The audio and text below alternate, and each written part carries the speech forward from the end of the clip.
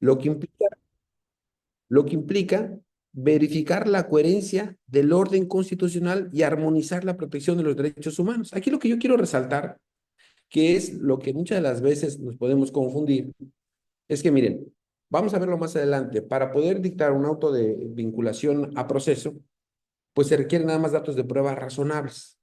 En realidad, si se dan cuenta ustedes, como el auto de vinculación a proceso, salvo los supuestos de prisión preventiva oficiosa, no trae consigo la prisión preventiva, salvo esos casos, en realidad un auto de vinculación a proceso no tiene una afectación directa sobre la libertad de las personas, pero el control de detención sí trae una afectación sobre las personas. Por eso la Corte dice, en esos casos, el juez, es decir, en el control de la detención, el juez tiene que hacer un estricto escrutinio del informe policial homologado.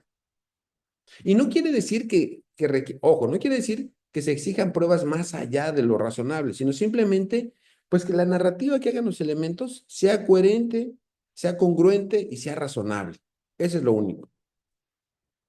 Esto también va a encontrar apoyo, ¿no? En el amparo en revisión 713-2012, la limitación a la libertad es excepcional, ¿no? Por eso es que muchas de las veces los jueces deben ser un poco más estrictos cuando califican la detención que cuando resuelven la situación jurídica de las personas, porque cuando califican la detención de las personas, lo que se está diciendo que esa persona durante esa audiencia inicial va a quedar privada de la libertad. Será precisamente ya hasta que obtenga alguna medida cautelar diversa donde podrá irse libre, ¿no? Y de este amparo en revisión surge esta tesis: detención y situación jurídica del imputado en el nuevo sistema de justicia penal acusatorio. Las autoridades competentes deben verificar su coherencia con el orden constitucional y armonizar la protección de los derechos humanos. Y en una parte de la ejecutoria se dice, la limitación al derecho humano de libertad personal es de carácter excepcionalísimo y su escrutinio del más estricto rigor, ¿no? O sea, vean cómo ya no le estoy diciendo solamente un precedente. Y esto no lo vamos a encontrar en las tesis, esto lo vamos a encontrar en las ejecutorias. Y aquí quiero resaltar, todos los precedentes a los que yo estoy haciendo referencia son de la Corte, ninguno es de colegiado, ninguno es... Y esto yo lo comento porque es probable que ustedes se encuentren con algún criterio un poco distinto o digan, ah, no, mire, yo encontré un criterio que dice lo contrario. Hay que verificar si ese criterio es de la Corte o es de tribunales colegiados de circuito. En este caso, nosotros nos estamos basando únicamente en criterios de la Corte. ¿Sí? Bien. Eh, y miren, el otro amparo también muy interesante es el amparo 2190-2014. El amparo directo en revisión 2190-2014, también de la primera sala de la Suprema Corte. Porque en este amparo se explica claramente por qué los jueces tienen que hacer un estricto escrutinio en el informe policial homologado. Porque dice, en ese informe los policías describen las circunstancias de tiempo, modo y lugar en que se efectuó la detención del probable responsable. Y la descripción, ojo, a detalle de las circunstancias que motivaron la detención y de las evidencias que se encontraron, erigiéndose como un elemento de particular importancia para el acusador, por lo que debe ser objeto de revisión bajo el escrutinio judicial estricto de valoración probatoria, sobre todo cuando tiene diversas consecuencias jurídicas que derivan de su contenido. Ahora, vean lo que dice este criterio. Por eso decíamos, bueno, cuando yo recibo un asunto, ¿no? Ya sea como Ministerio Público o ya sea como defensor, pues en cualquiera de los dos casos, vean que lo que va a ser objeto de análisis es el informe policial homologado, ya sea para que el Ministerio Público ratifique la detención o para que la defensa la pueda controvertir. Y entonces aquí, vean que la jurisprudencia es clara. ¿Qué tenemos que identificar en primer lugar? Las circunstancias de tiempo, de modo y de lugar. Eso es lo principal. Y miren, esto me lleva a la siguiente reflexión. Ven cómo siempre va a ser muy importante que los policías sean honestos en la forma en que ocurren los hechos. Porque miren, algo muy común es que con la intención de que no aparezca demorada la detención de las personas, muchas de las veces lo que ocurre es que los policías alteran los horarios. Me explico. Vamos a suponer que una persona es detenida a las 10 de la mañana, pero muchas de las veces, es más, a veces ni siquiera fue por mala fe, sino que se les ponchó una llanta, se descompuso la camioneta. Pensemos que no fue de mala fe. Pero dicen, híjoles, es que lo vamos a llevar hasta las 12 y entonces, no, ¿sabes qué? Entonces, quítale a las 10 y ponle a las 11 de la mañana. Y eso es grave. ¿Por qué es grave? Porque si en el lugar de los hechos hay una cámara, fíjense, hay una cámara y va a evidenciar si los hechos fueron en ese horario o no fueron en ese horario. Ahora, y muchas de las veces no es tanto pelearse, fíjense, con el horario en el que realmente ocurrieron los hechos, sino con el horario que están diciendo los propios elementos aprensores, ¿no? A ver, ¿a qué me refiero? Si la policía le cambia el horario y le pone a las 11 de la mañana y que fue detenido en Avenida Juárez, esquina Avenida Oaxaca, y en esa esquina hay una cámara, pues ¿qué va a pasar? Que a las 11 de la mañana no se va a reflejar la detención.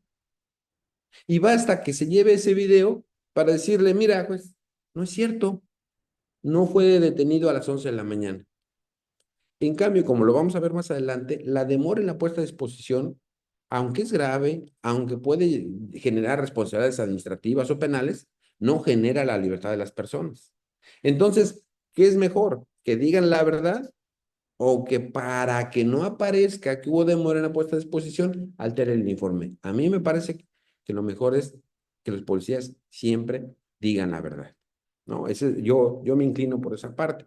Entonces, lo que tenemos que verificar primero las circunstancias de tiempo, modo y lugar. ¿Y por qué? Porque vivimos en un mundo donde la tecnología pues se encuentra en cualquier momento, en cualquier lugar y en cualquier momento. Y donde quiera hay cámaras y donde quiera. Por eso es que vemos que muchas de las veces se califican de ilegales las detenciones, ¿no? Entonces, ahora, volvemos a este amparo directo. Dice, circunstancias de tiempo, modo y lugar. O sea, algo que quien detiene no puede evadir, no puede olvidar, es precisamente eso, ¿no? Es precisamente eso. Es que no puede olvidar o no puede dejar que las circunstancias de tiempo, modo y lugar. Eso es lo que no puede dejar de considerar. Ahora bien, dice, mmm, y tiene que ser una descripción a detalle. O sea, tenemos que identificar siempre cuáles son o bajo qué supuesto se realizó la detención de las personas imputadas, ¿no? Y recordemos aquí de manera muy rápida, yo si me lo permiten les voy a dejar otras diapositivas donde he reunido no otra cosa más que los criterios más relevantes sobre el tema de flagrancia. No miren, porque hoy tal vez ya no nos puede dar tiempo, pero se los voy a dejar y les voy a compartir ese material donde hablamos sobre todo lo que la Corte ha elaborado acerca de la flagrancia. Y entonces, recordemos que pues hay la flagrancia en sentido estricto, cuando la policía ve que una persona está cometiendo un delito, va y lo detiene. Pero así lo tiene que narrar la policía. O también está el caso cuando hay un señalamiento, cuando una persona le dice, ah, mire, ¿sabes qué? Yo vi que una persona con estas características y que se fue en un vehículo con estas características y cometió este delito. Bueno, pues en esos casos la policía tiene que ser muy específica. ¿En qué tiene que ser específica? Me van a decir, bueno, nos está diciendo que sí, ¿en qué? Bueno, aquí básicamente, cuando es por señalamiento, los elementos de la policía tienen que narrar cuál es la información específica que les fue proporcionada para que ellos pudieran emprender la búsqueda y localización de las personas y de esa manera proceder a la detención. Es lo que tiene que ser fundamental. Eh, y por eso hemos analizado, hemos dicho que ese estudio de ese informe policial homologado tiene que ser en esas condiciones. Y dice también, fíjense, descripción a detalle. O sea, nos tiene que dar toda la información. O sea, si falta información que la narrativa resulta incoherente, entonces es ahí donde nosotros podemos atacar el informe policial homologado. Cuando le falta información. Ah, es que me dijeron que una persona se robó unos zapatos, se robó algo. pero no me está dando las características. Ah, bueno, ahí le falta, no hay detalle. Tiene que haber detalle. Eso es lo que ha dicho la Corte y lo ha dicho en el Amparo Directo de Revisión 2190-2014. Entonces, vean, circunstancias de tiempo, modo y lugar, detalle. Y miren, dice aquí, fíjense, y de las evidencias que se encontraron. Entonces, esto es muy relevante porque si el informe policial homologado dice que hay determinadas evidencias, para que el mismo sea coherente, sea congruente, pues esas evidencias tienen que haber sido puestas a disposición del Ministerio Público y narrar que él las tiene. De no ser así, pues entonces el informe policial homologado se puede caer, ¿no? Les pongo un ejemplo. En alguna ocasión, en un delito de portación de arma de fuego, de posesión de cartuchos, perdón.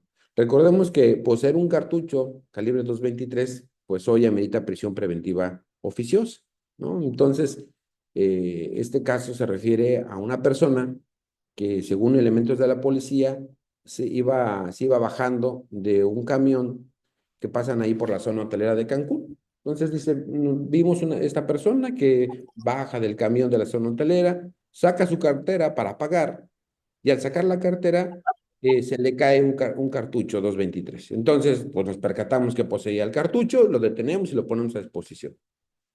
Si ustedes se dan cuenta, dicen, no, pues todo cuadra, ¿no? Hay flagrancia, o sea, él sacó la cartera y ahí llevaba el cartucho y entonces lo estaba poseyendo. Pues prisión preventiva, ¿no?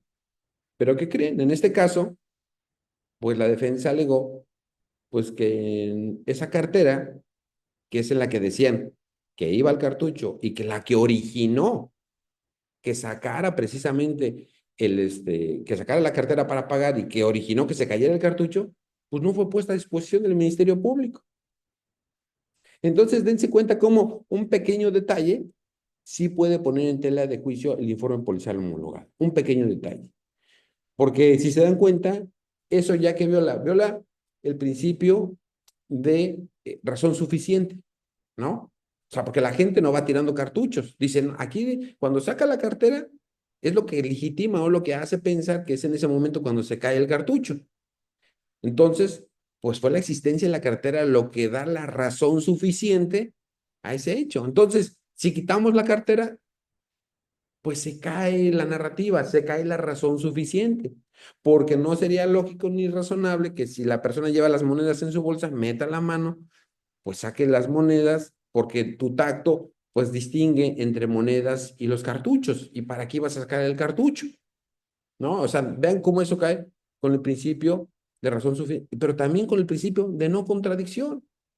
Porque si tú estás diciendo que llevaba una cartera y a la hora de revisar los objetos que fueron puestos a disposición, no está la cartera, por más que queramos, y vean cómo ahí no es un tema de que vamos a disminuir el estándar probatorio, vamos, no, no, no. Es un tema donde lo que tenemos que analizar es el informe policial homologado y ver su lógica, su coherencia. Y ese detalle nos puede llevar precisamente a ello, ¿no? A concluir que la detención fue ilegal. ¿Por qué razón? Pues porque ese informe policial homologado no soporta un estricto escrutinio, ¿no? Y insisto, a veces es hasta más estricto el escrutinio cuando se trata de control de detención que cuando se trata incluso de la propia vinculación a proceso, ¿no?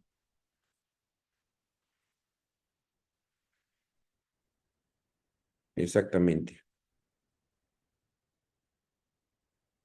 Y aquí estaba yo leyendo una pregunta. En Pachuca, los IPH generalmente hablan de personas que señalan acerca del hecho, pero no los entrevistan, sobre todo en narcomenudeo suministro. Sí, efectivamente.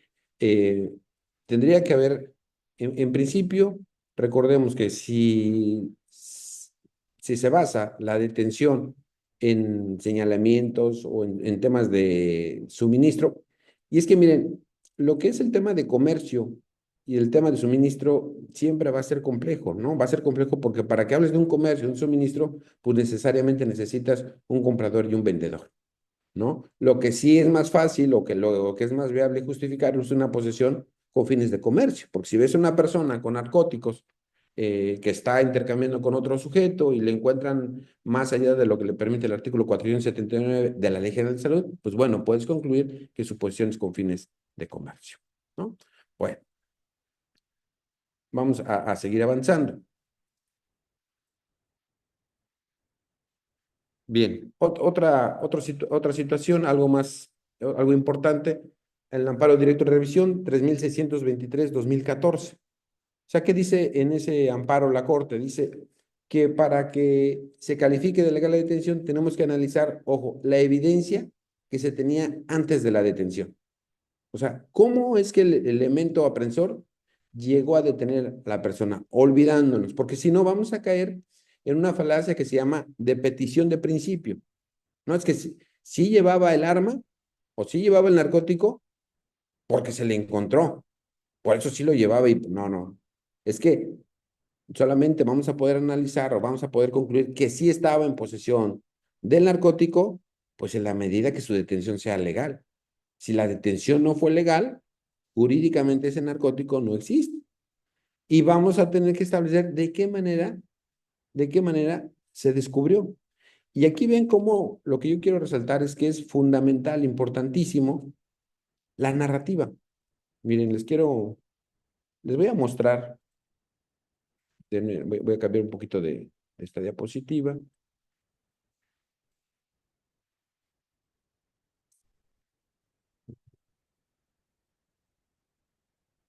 Miren, les voy a mostrar para que vean lo importante que es cómo se narran los hechos. Miren, fíjense, en este amparo, no sé si se alcance a ver, el amparo de directo en revisión 2480-2012 es un amparo muy interesante. Este asunto se trata, la detención realizada 3 días después de recibida la denuncia informal y sin notificar al agente del Ministerio Público es constitucional, dice la Corte, porque se actualizó la flagrancia. La policía detuvo a la persona cuando se encontraba en posesión material de los narcóticos que constituyeron el delito. De esta manera, la falta de notificación al Ministerio Público sobre la existencia de una denuncia informal no hace ilegal la detención, ya que la misma se apegó a lo establecido en el artículo 16 constitucional, el cual autoriza a cualquier persona a detener a quien se encuentre cometiendo un delito flagrante. O sea, este criterio es interesante porque, miren, aquí la policía dijo la verdad, dijo, pues yo hace 3 días recibí una denuncia informal. Me dijeron que en el parque de la colonia tal, una persona vende narcóticos. O sea, una denuncia anónima. Entonces va la policía, dice, se acerca al parque, ve a un sujeto que saca narcóticos. ¿Qué hace la policía? Lo detiene, ¿no? Entonces, obviamente, si se dan cuenta, pues pareciera como que, oye, pero es que fue una denuncia informal, no le avisaste al Ministerio Público, ya habían pasado 3 días. Sí, pero aquí lo relevante es que finalmente ese fue el antecedente o lo que generó su presencia en el lugar. Pero si esos policías hubiesen ido por esa circunstancia o por otra, cualquiera otra, y en esa actividad ellos se hubieran percatado que una persona lleva una arma, lleva un narcótico, lo pueden detener. Volvemos a lo mismo, siempre y cuando su informe policial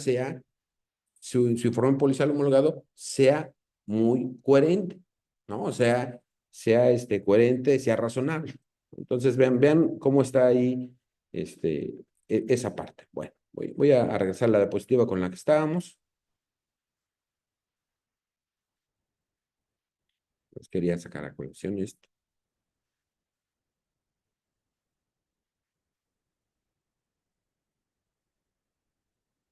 Bueno, y bueno, ya sabemos que tenemos que analizar tenemos el control provisional preventivo y que el control provisional preventivo se refiere a 3 aspectos, ¿no? El control provisional preventivo puede ser de un grado menor, de un grado o de un grado superior, y que bueno, y que un tercer aspecto que se debe de considerar es que siempre tienen que explicarse cuáles son las razones. Sabemos, en primer lugar, que a diferencia de lo que muchas veces vemos en redes sociales, pues la policía sí nos puede parar, nos puede decir a dónde te diriges, a dónde vas, cuál es tu objetivo, cuál es tu destino, y en función de eso, pues si nosotros nos oponemos, porque así lo dice la Corte, Si nosotros nos oponemos, eso puede generar que se haga una revisión mayor. Y esa revisión mayor, pues precisamente lo que va y si en esa revisión mayor nos encuentran algún narcótico o algún arma, pues la detención va a ser flagrante, ¿no? Y también es en grado superior cuando también derivado de una sospecha razonada, ¿no? Si una persona dice, a mí me robaron y los que me robaron van en un Ford Topaz color negro con placa de circulación tal, pues esa información es suficiente que faculta a la autoridad a que realice ese acto de molestia, de revisión. Que eso me parece que lo tenemos ya un poco más claro, pero yo me quiero enfocar en estos aspectos que ha analizado la Corte, ¿no? Bueno, otro tema muy importante y que es común, ¿no? Es muy común que los policías demoren en la puesta a disposición, ¿no? Y aquí, fíjense, algo bien interesante. Regularmente dicen los elementos de la policía, es que demoramos en la puesta a disposición porque tuvimos que levantar el informe policial homologado, lo tuvimos que redactar y nos llevaron 2, 3 horas. Bueno, lo que ha establecido la Corte en realidad es que la actividad administrativa que tenga que realizar la policía no puede justificar una demora en la puesta a disposición. La obligación de la policía es, pues, que debe de poner de manera inmediata a la persona detenida a disposición del Ministerio Público, con independencia de las actividades administrativas. Sin embargo, lo que es trascendente para lo que nosotros estamos estudiando en la audiencia inicial, porque es muy común que la audiencia se plantee, oiga, es que hubo una demora en la puesta de exposición, se tardaron, y muchas de las veces es fundado el argumento, ¿no? Que hubo una demora en la puesta de exposición. Sin embargo, en este sentido, por eso yo decía, es muy importante que identifiquemos cuáles son los argumentos que nosotros podemos plantear ante un juez desde la perspectiva de la jurisprudencia, ¿no? Porque si nosotros pretendemos que podamos obtener una libertad derivada de una demora en la puesta a disposición, pues lo que nos va a decir el juez es que existen 3 criterios: el amparo directo en revisión 2190-2014, donde dice que la demora injustificada en la puesta a disposición del Ministerio Público no genera la invalidez del parte informativo, ¿no? Y en el mismo sentido se encuentra el amparo directo en revisión 2169-2013, el 2057-2013 y también la contradicción de tesis 92-2015. Esos 3 criterios, 4, perdón, emitidos por la Suprema Corte, pues son coincidentes en ese sentido, en que lo único que va a pasar con una demora en la puesta a disposición es que se finquen las responsabilidades administrativas o penales de las personas que hicieron la puesta a disposición, pero no va a generar una libertad. En todo caso, ¿qué es lo que tenemos nosotros que identificar? Lo que sí puede ser nulo es toda aquella información que se haya obtenido derivada de esa demora en la puesta a disposición. Vamos a suponer que durante esa demora en la puesta a disposición se obtuvo del imputado alguna información, ¿no? Digo, hay un caso muy paradigmático, muy claro, ¿no? Es hasta burdo, pero bueno, para darme a entender, donde detienen a un sujeto y este sujeto les dice dónde estaba el dinero que se había robado, ¿no? Y van por el dinero. Bueno, si se dan cuenta ahí, el aseguramiento de ese dinero, pues es ilícito. ¿Por qué es ilícito?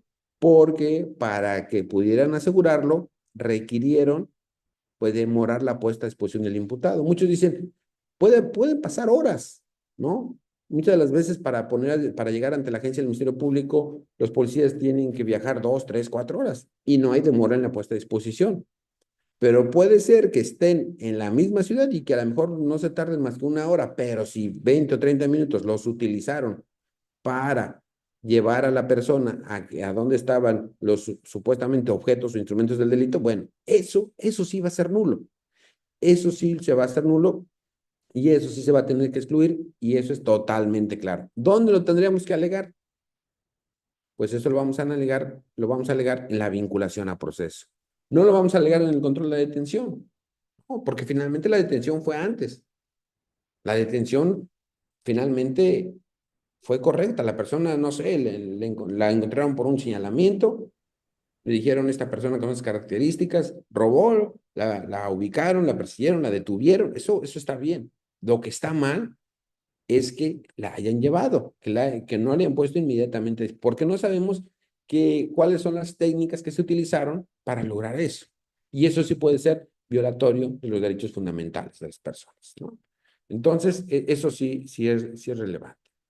Y bueno, algo más que va a analizar el juez es el plazo de retención y los requisitos de procedibilidad, que me parece que eso, pues, no hay tanta, es algo ya muy claro que no le veo en este objetivo de analizarlo desde el punto de vista eh, muy práctico, lo podemos obviar.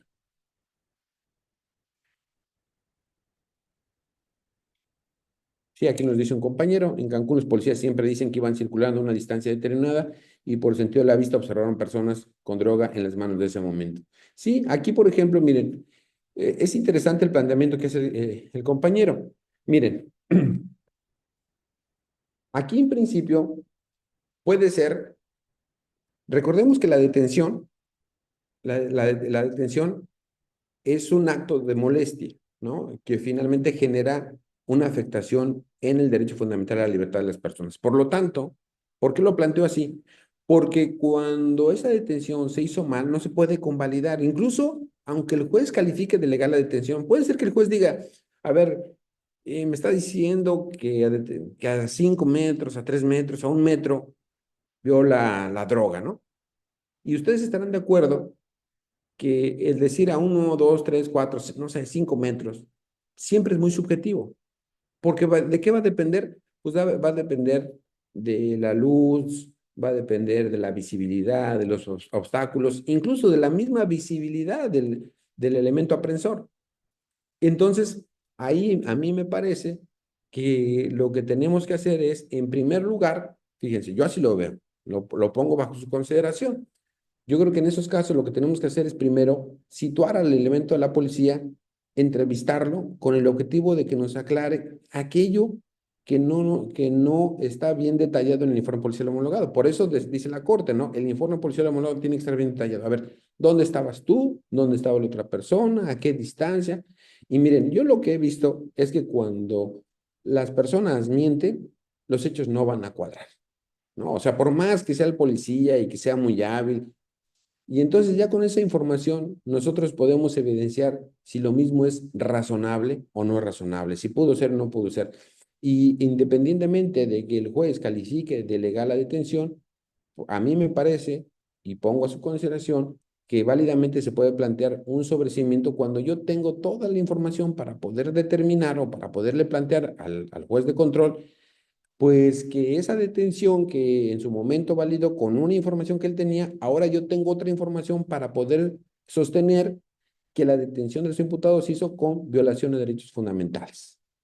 Y que se hizo con violación de derechos fundamentales y que por ende jurídicamente todo lo demás no existe. Lo que implica es que el hecho no ocurrió y que a su vez actualizaría la hipótesis del 327 del Código Nacional de Procedimientos Penales de sobreseimiento, ¿no? Yo así lo veo. Siendo objetivos, me parece que una primera instancia, el dicho de los policías muchas de las veces puede ser controvertido, ¿no? Y les digo, yo les puedo decir aquí, no, miren, y con este tip los van a dejar en libertad. No, la verdad es que cuando hay un informe policial homologado en esas condiciones, regularmente los jueces van a calificar de legal la detención. Lo que tenemos que aprender, o yo así lo veo, tenemos que analizar de qué manera nosotros, ¿no? Podemos convencer al juez de realmente cómo fueron las cosas, ¿no? Y esto es recabando información y ser habilidosos en el sentido de decir, bueno, tú policía, me estás diciendo que sí, bueno, a ver, descríbeme a detalle cómo fue.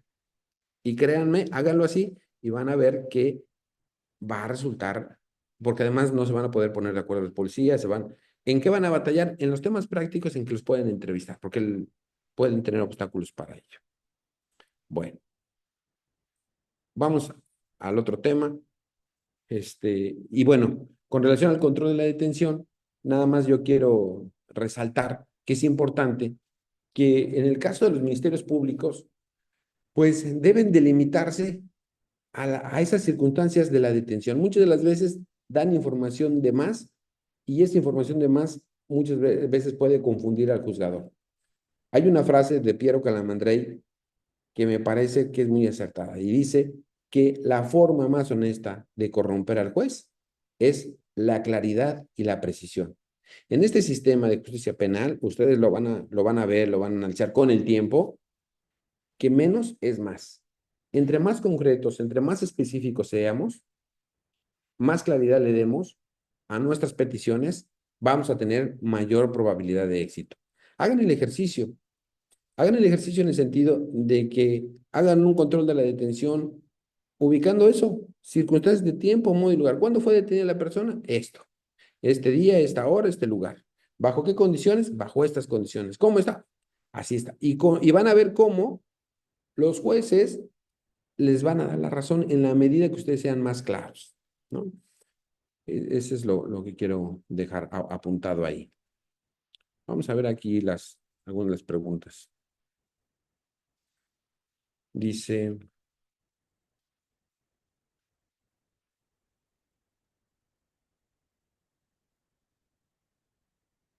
miren, aquí un compañero habla de un asunto donde dice, detuvieron en su casa a esta persona, hicieron valer el control de detención que lo habían agarrado en la calle. Lamentablemente, el único testigo no sacó más que una foto borrosa y no se aprecian las placas de la camioneta. Miren, en esos casos, muchas de las veces nos centramos en la información, ¿cómo les diré? En poder demostrar que ellos fueron detenidos en la casa, ¿no? Siempre nos centramos en eso, yo lo que me he percatado. Pero ojo, también podemos irnos al revés. Si tú dices que lo detuviste en esta calle, a ver tu elemento de la policía, dime cuál fue tu recorrido, ¿no? Entonces aquí la clave está en que nosotros empecemos a indagar a los elementos. A ver, ¿por dónde te fuiste? ¿A qué horas pasaste por ahí? ¿A qué horas pasaste por acá? Y seguramente tiene que haber registro de las cámaras respecto a si pasó o no por esas calles que dice el elemento de la policía. Y eso también puede tirar el informe policial homologado, ¿no? En los horarios también puede, o sea, no solamente tenemos que demostrar, o sea, no solamente es posible demostrar, la policía entró a la casa, porque como bien lo dice el compañero, pues no hay testigos, hay una foto borrosa, pues no se puede, es difícil demostrar. Pero, bueno, si tú si tú me dices que me detuviste en la calle de Alfonso Suárez, bueno, pues, y dime cuál fue el recorrido y a qué horas pasaste. Y están de acuerdo que no va a cuadrar por más que lo hagan, ¿no? Entonces, eso es a mí me parece que es algo importante. Bien, si el Ministerio Público se basa únicamente en el informe policial homologado, la defensa puede debatir con los demás datos de prueba. A mí me parece que sí puede abrir un debate, ¿no? Sí puede abrir un debate, siempre y cuando esto sea razonable, ¿no? En principio, a mí me parece que el Ministerio Público tiene la obligación de hacer su petición en función de lo que le hicieron de su conocimiento a los elementos de la policía, ¿no? Hace un rato les ponía yo el ejemplo, ¿no? La policía dice, se le cayó de la cartera del cartucho y no llevaba cartera, ¿no? Pues entonces, si se dan cuenta, ahí estamos analizando algo un poco que va más allá, ¿ok? Bien, y bueno, vamos a hablar de la formulación de imputación.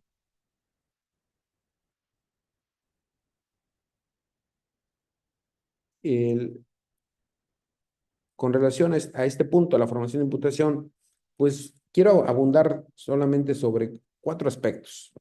3 son los que están ahí en la diapositiva y uno más es que, miren, la imputación es la base del proceso.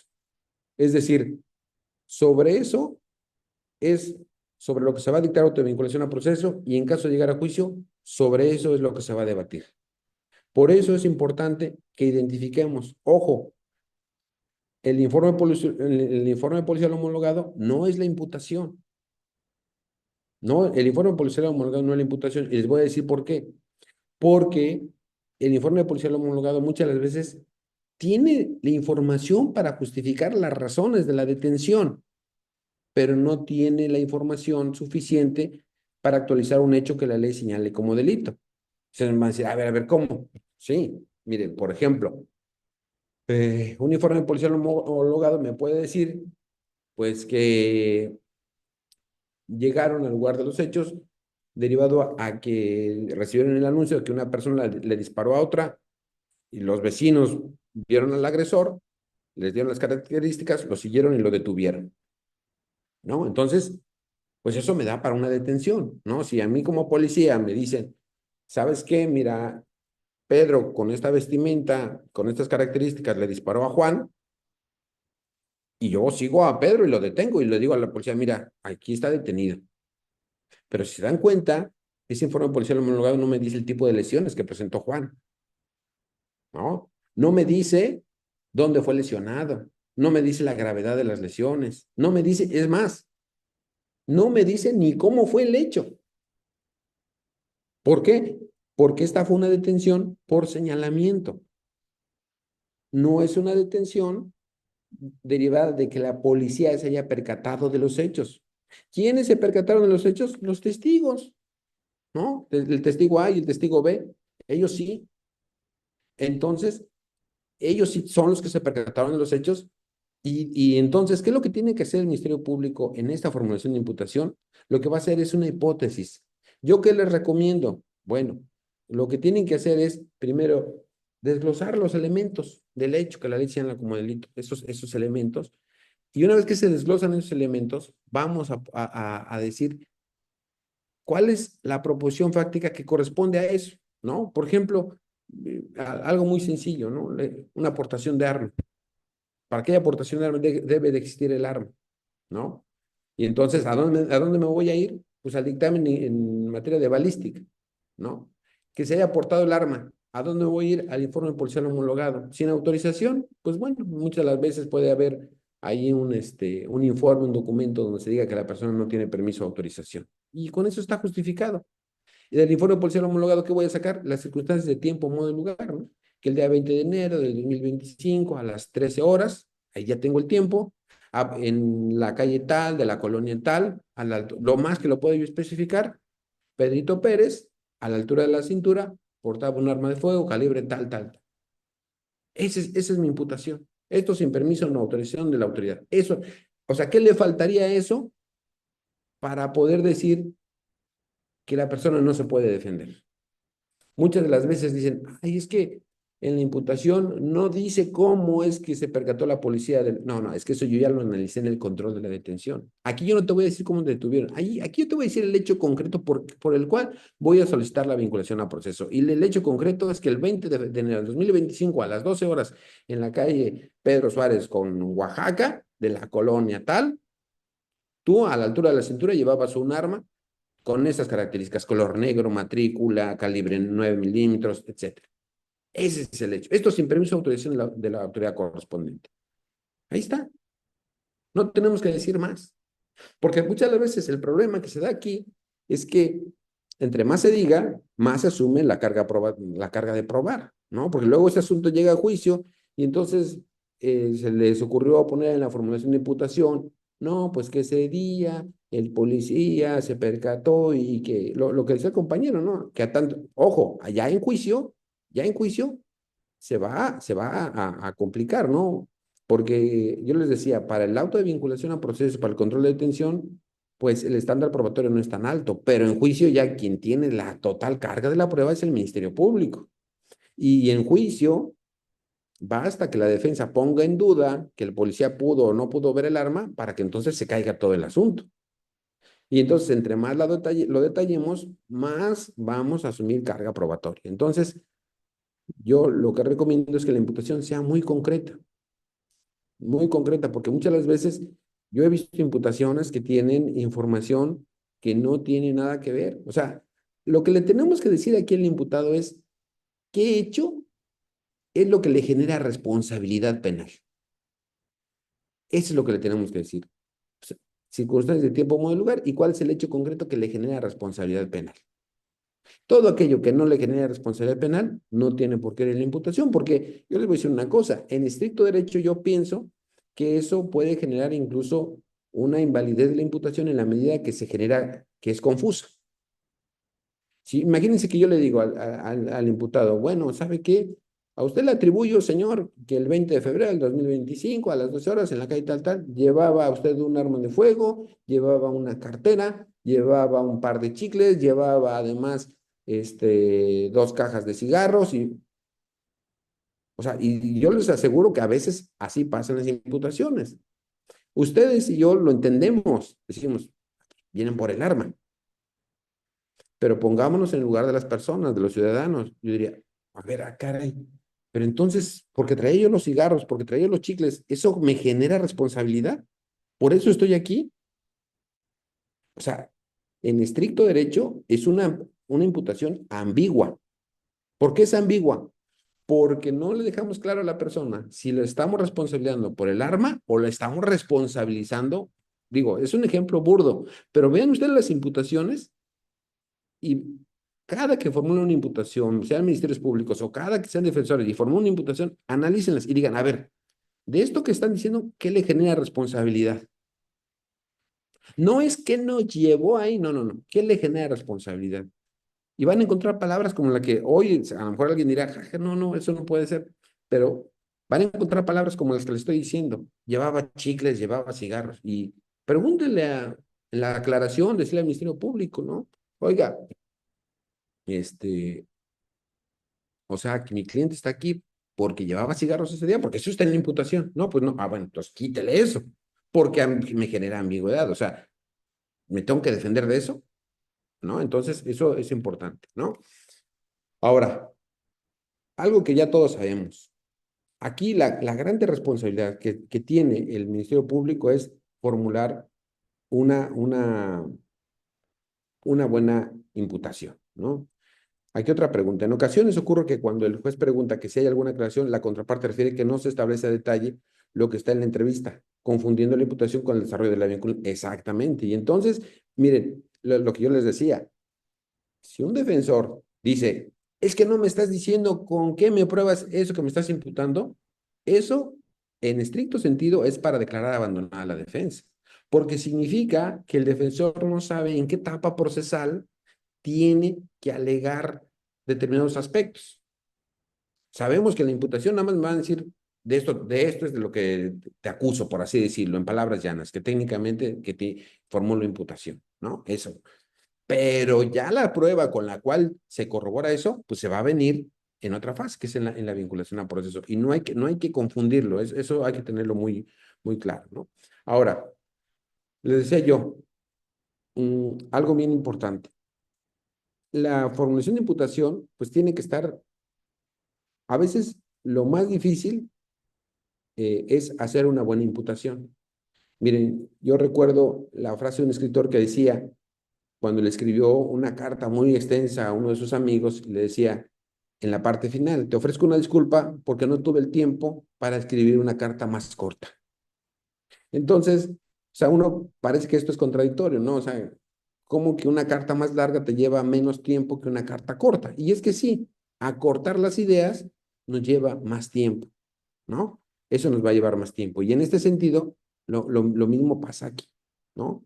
Lo mismo pasa aquí, que no, que para poder formular una imputación a veces tenemos que sentarnos y prácticamente decir qué le genera y qué es lo que no le genera responsabilidad y qué le falta para que le genere responsabilidad. Si le falta algo, pues hay que agregárselo, ¿no? Imaginarnos, ponernos en el lugar del diputado y decir, bueno, ¿qué le faltaría aquí? Bien, para el tema de los jueces, algo bien fundamental, ¿no? Cuando se formó la imputación, la verdad es que, si se dan cuenta ustedes, el Código Nacional no es claro si una vez que se formó la imputación, se le tiene que dar vista o no, o tenemos que escuchar o no a la víctima o al asesor jurídico, ¿no? Y vean, esto es muy importante, porque aunque dice el código que la audiencia inicial se puede celebrar aún sin presencia de la víctima, sí tiene que estar bien notificada de la audiencia. Y sí se le tiene que dar vista a la víctima de la imputación o al asesor jurídico. ¿Por qué? Porque en el amparo en revisión 707-2023, lo acaba de resolver la Corte, estableció, fíjense, algo interesante, dice que es impugnable la formulación de imputación, pero en realidad lo que si nosotros analizamos el asunto, no es que sea impugnable, o sea, que se puede interponer la apelación en contra de la imputación propiamente dicha, no. Lo que dice ese asunto, lo que trata ese amparo en revisión, es que en ese supuesto el juez no escuchó a la víctima, no escuchó a la víctima y siguió el asunto y al final dictó un auto de no vinculación a proceso porque los hechos por los cuales se formuló la imputación no constituían delito.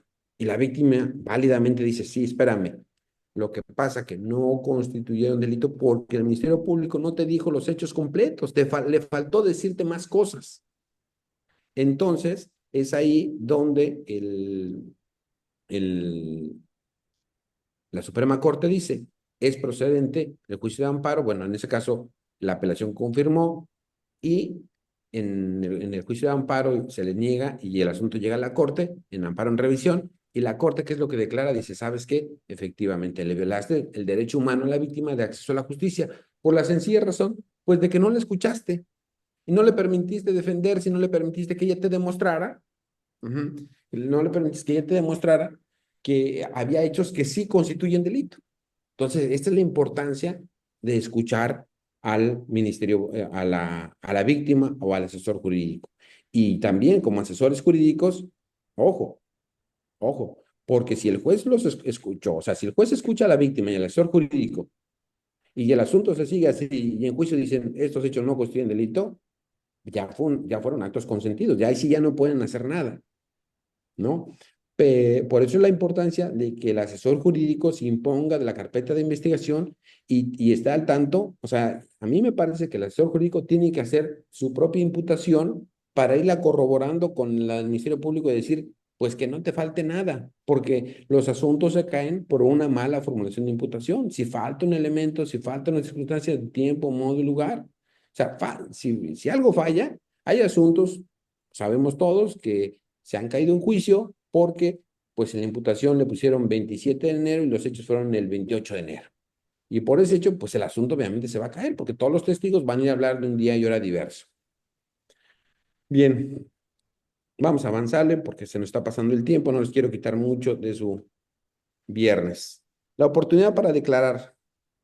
Ahí, yo simplemente quiero dar algunas recomendaciones, dos recomendaciones. ¿Cuándo declarar o no declarar el imputado? Esto a mí me parece muy sencillo. Se tiene que hacer, lo que yo siempre recomiendo es, pues tiene que haber una entrevista entre el imputado y su defensor. Una entrevista que debe ser muy sincera y en la cual se tienen que abordar dos puntos. La regla es la siguiente, así yo lo veo. Número uno, si el imputado no cometió el hecho, es un candidato, es un candidato a declarar, ¿no? Si dice no, ahí ya podemos decir, te veo viable que declares. Ahora, no basta que los hechos sean falsos. El siguiente trabajo del defensor es evaluar si la persona es capaz de transmitir la información de manera idónea al juez de control. O sea, el defensor tiene que platicar con el imputado y ver si está en la posibilidad, si sus habilidades son suficientes para transmitir la información de manera efectiva al juez de control. Todas las personas tienen distintas habilidades para comunicarse, todas, todas. Y la verdad es que hay personas, o sea, independientemente de la educación, del estado, independientemente de todo eso, hay personas, es más, que pueden tener pocos estudios y que son muy contundentes en su forma de declarar. Y bueno, y cuando los hechos no ocurrieron, o sea, no requieren ni preparación ni requieren nada. O sea, dicen, no, mire, pasó esto y fue así, así, así fueron, me sacaron de mi casa y entraron a tal hora y hicieron esto. O sea, y todo lo que dicen, cuando es verdad, va a cuadrar. O sea, no hay falla. Tarde o temprano va a cuadrar. Eso tengan la certeza, la seguridad. Entonces, si la persona tiene esa habilidad, mi recomendación es que declare, ¿no? O sea, si realmente no cometió el hecho y tiene la habilidad de transmitir la información, si la persona cometió el hecho, o sea, si la persona dice, no, pues sí, sí llevaba el arma, pues es muy sencillo, no declare. No será el camino la declaración. Lejos de que le pueda ayudar, le va a perjudicar, ¿no? Entonces, esos serían yo mis recomendaciones. Y bueno, quiero avanzar sobre algunos puntos sobre la vinculación a proceso, ¿no? Dos aspectos importantes sobre eso, ¿no? Dos aspectos importantes sobre eso, sobre la vinculación a proceso. Miren, lo que dice aquí es, lo que no tenemos claro, bueno, mejor dicho, muchas de las veces en las audiencias iniciales decimos, el estándar probatorio es bajo porque la Corte en la contradicción de tesis 87-2016 dijo que basta que se encuadre la conducta en la norma penal para que haya delito y ya con eso basta, ¿no? Pero en realidad en esa contradicción de tesis la Corte no dijo, no analizó el estándar probatorio. De hecho, si nosotros vemos el párrafo 92 de esa contradicción de tesis, en ese párrafo 92 no se establece el estándar, dice, no estamos analizando en esta contradicción de tesis el estándar probatorio que se exige para el auto de vinculación a proceso. Y lo que sí se dice en la contradicción de tesis 109/2019, que ya es posterior, ahí sí se dice, a ver, es cierto que el juez de distrito no puede sustituir al juez de control, pero ojo, el juez de distrito sí puede analizar si el juez de control ponderó la información de manera adecuada, si lo hizo o no lo hizo, ¿no? Y entonces ahí sí va a analizar la razonabilidad. Hasta ahorita la Corte no ha establecido un estándar probatorio. Hay unas tesis del colegiado, de los tribunales colegiados del Estado de Puebla, que a mí me parecen razonables, porque básicamente dicen, a ver, ¿cuándo el juez puede dictar un auto de no vinculación a proceso? Dice, cuando hay disponibilidad de información y el Ministerio Público no la recaba, ¿no? O sea, y hay ejemplos muy absurdos, ¿no? O sea, supongamos que en un homicidio no lleve protocolo de necropsia, no lleve inspección, pues, o sea, puede haber que falten, que hay pruebas, ¿no? Que se lleven más tiempo, pero un protocolo de necropsia tiene que estar. Entonces, eso lo estoy llevando al absurdo. Pero así tenemos que identificar lo que podríamos argumentar para soltar una no vinculación a proceso, es decirle al juez, básicamente, palabras cortas. El Ministerio Público pudo haber recabado esto y esto no lo llevó no lo trajo. Por lo tanto, no ha cumplido con el estándar probatorio. Y entonces dependerá también de la propia información que arroje el Ministerio Público, ¿no? Y bueno, pues se nos ha acabado el tiempo. No sé si alguien tiene alguna duda, algún comentario. Este es una introducción a este taller. Vamos a ir abriendo otras sesiones, vamos a ir segmentando los grupos para que también podamos hacer grupos pequeños y para que podamos interactuar más y podamos hacer ejercicios más prácticos. Pero es importante que tengamos este primer ejercicio con dos objetivos: dar una introducción a este taller y en segundo lugar, pues que podamos nosotros pues segmentar los grupos en función de sus intereses y nosotros podamos ya trabajar de manera específica con ustedes, ¿sí? No sé si tienen alguna duda, alguna aclaración. Hola, buenas noches. Buenas noches. ¿Qué tal? Mucho gusto, Alejandro Barajales, doctor. Tengo una duda respecto a lo que justo acaba de mencionar en cuanto a la valoración de los datos de prueba que hace el juez de distrito. Es decir, por lo que entendí es, si en el juez de control de primera instancia no hizo una valoración correcta de esos datos de prueba, por sí mismos o porque habían otros datos de prueba que los desvirtuaban por sí mismos y el juez de control de primera instancia no hizo esa valoración, yo al acudir al juez de distrito le puedo hacer esa manifestación, pero Exacto. entonces el juez, perdón, entonces el juez de distrito va a hacer una revaloración o va a valorar si lo que hizo el juez de control es correcto. Esa es como que mi duda para poder plantear el argumento. Claro. Sí, aquí nosotros con base en la contradicción de tesis 109/2019, lo que le vamos a decir, mira, pues yo le dije al juez de control que había esta información que se contradice con esta información. No te pido que lo sustituyes, pero sí te pido que le digas que lo valore, porque le dio la vuelta y no lo valoró. No se ocupó de estos argumentos. Y es muy interesante lo que plantea. Por eso siempre es importante, miren, yo siempre he dicho, tenemos que elegir nuestros argumentos, ¿no? Y nos tenemos que preparar desde la audiencia inicial. Si en la audiencia inicial yo estoy llevando pruebas contradictorias, también por ahí hay una tesis, pero ojo, es de colegiado, ¿eh? Que dice que habiendo pruebas contradictorias, eso será motivo de juicio y que no es motivo. Pero aquí sí la Corte sí dice, en esta contradicción de tesis dice, no, sí, a ver, juez de distrito no lo puede sustituir. Prácticamente lo que dice, pero sí vigila que el juez de control haga su trabajo. ¿Y cuál es su trabajo? Pues pronunciarse de manera razonable, ¿no? ¿Por qué razón sí le crea a estos y por qué razón no les crea a estos?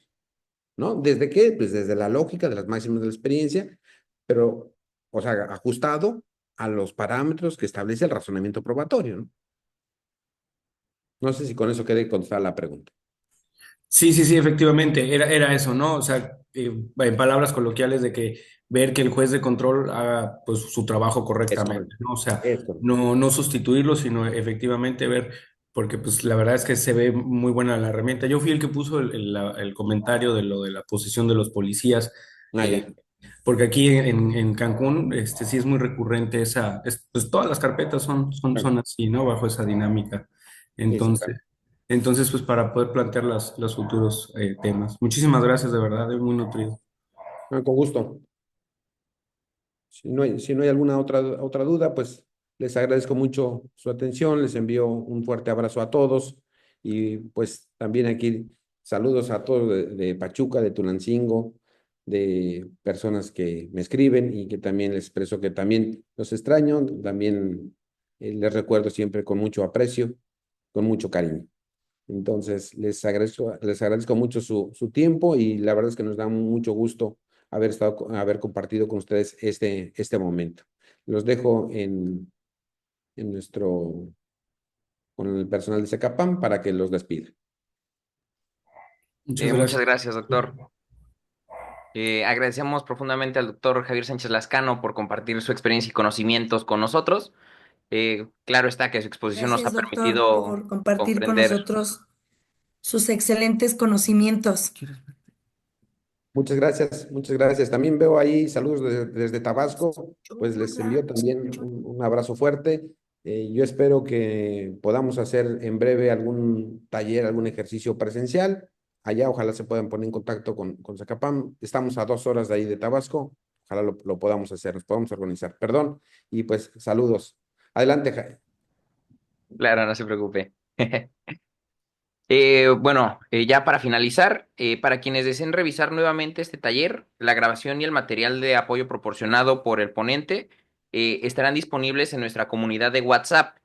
En un momento les mostraré un código QR en pantalla y compartiré en el chat de la videoconferencia el enlace de invitación para que todos puedan unirse y ahí puedan, pues ya sea descargar el video y también pues estén enterados de nuestros siguientes cursos y pues también nos den ahí de su retroalimentación. Miren, les comparto el link perdón, el código QR para que ustedes puedan unirse a nuestra comunidad en WhatsApp y en un momento les comparto aquí en el chat el link de esta comunidad para este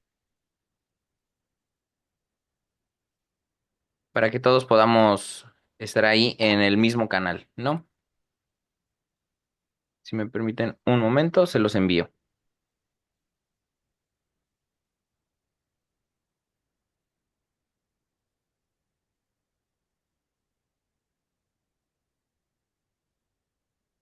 Ya está el enlace ahí en nuestro chat para que puedan verlo.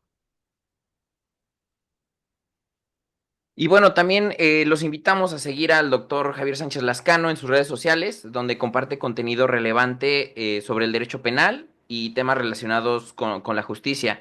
Se los compartiré en el chat de la videoconferencia y también en la comunidad de WhatsApp estará disponible el link a sus redes sociales para que puedan estar al tanto de sus publicaciones y seguir aprendiendo de su experiencia.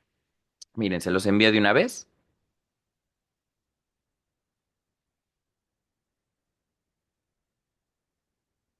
Ahí está. En ese link pueden ustedes encontrar todas las redes sociales del doctor Lascano. Y pues bueno, esperamos que este taller haya sido de gran utilidad y que los conocimientos adquiridos puedan aplicarse en su ejercicio profesional. Y pues muchas gracias, que tengan una excelente noche. Cualquier cosa pueden mandar mensaje ya sea al número de Secapam o les digo, pueden estar en nuestra comunidad de WhatsApp para que se Gra- enteren antes que todos de nuestros siguientes cursos. Muchas gracias. Jaime. Gracias. Gracias. Hasta luego. Gracias, buena noche. Buenas Buenas noches. noches.